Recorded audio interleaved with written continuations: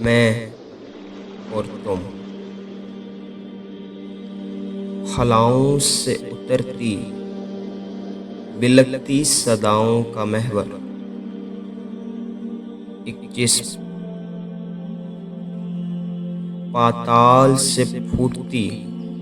وحشت کے سارے تقاضوں پہ پورا اترتی ایک روح، پھر ان کی بھرپور آمیزش سے بنا ایک کوڑے برکت سا وہ سیدھا وجود، یعنی کہ میں دستے یزداں سے حسین نظاروں سے تراشا ایک جسم تجلیات دہر میں لپٹی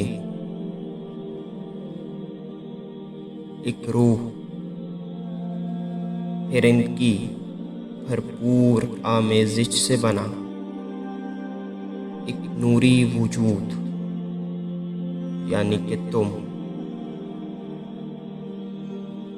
ایک دوجے کی ضد، ایک دوجے کا تریاک، ایک دوجے سے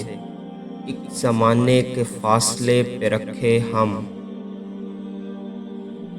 ایک دوجے کو کھینچ رہے ہیں۔ ہماری کشش زمانے کی وسعت کو توڑ رہی ہے کہ جس دن ہم باہم مل گئے وہ دن زمانے کا آخری دن ہوگا۔